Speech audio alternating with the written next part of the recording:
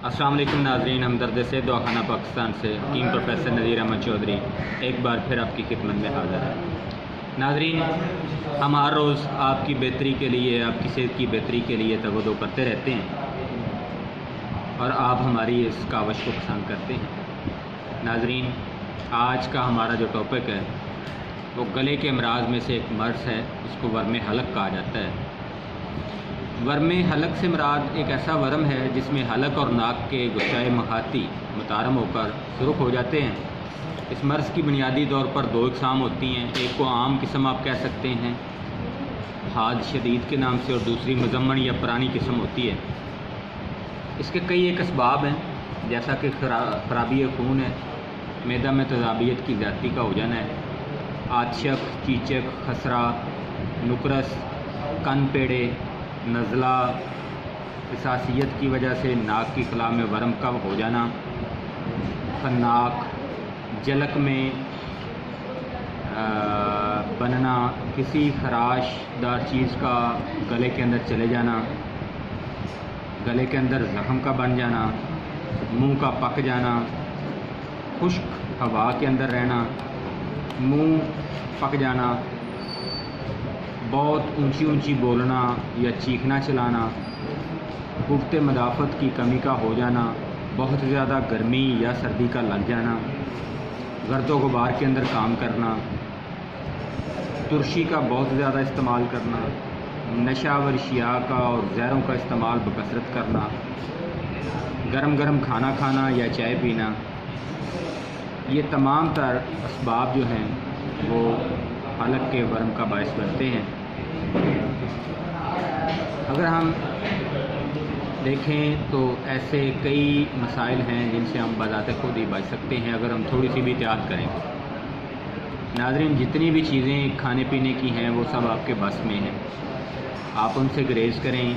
गर्म चाय और गर्म अशिया का जल्द से जल्द इस्तेमाल ना करें, थोड़ा रुक के खाएँ।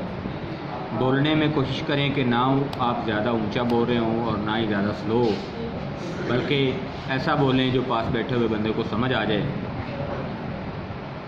तमाम वो चीज़ें जो इंतहा से ज़्यादा तुर्श हैं उनसे बचें, तो इंशाअल्लाह आप वर्म हलक से बच सकते हैं। अगर आपको ये मसला हो जाता है तो मैं आपको कुछ अद्वियात बताता हूँ, उनका आप इस्तेमाल शुरू कर दें, इंशाअल्लाह आप इस मर्ज़ से बचे रहेंगे।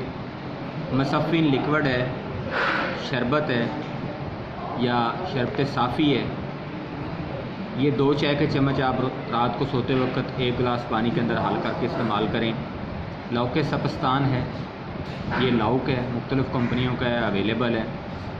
1 चाय का चम्मच नीम गर्म पानी के साथ आप इसको इस्तेमाल करेंगे, दिन को भी और रात को भी। लेकिन मसफ़िन या साफ़ी जो है वो 2 चम्मच रात को ही आपने इस्तेमाल करने हैं, दिन को इस्तेमाल नहीं करना। नाज़रीन, लौके सपस्तान को आपने ठंडे पानी के साथ इस्तेमाल नहीं करना, बल्कि नीम गर्म पानी के साथ आप इस्तेमाल करें।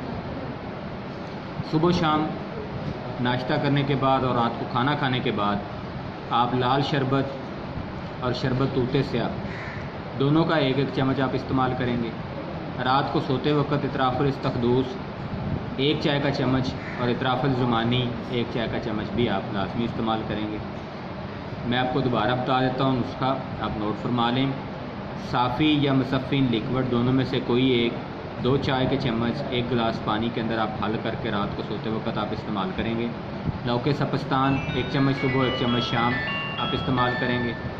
लाल शरबत सुबह और शाम खाना खाने के बाद 2 चाय के चम्मच, शरबत तूते से 1 चाय का चम्मच सुबह और शाम खाना खाने के बाद, इतराफ़ुल इस्तखदूस 1 चाय का चम्मच और इतराफ़ुल ज़मानी 1 चाय का चम्मच आप इस्तेमाल करेंगे। नाज़रीन, ये वो चीज़ें हैं जिनको इस्तेमाल करने से आपकी सेहत जो है वो बेहतर हो सकती है।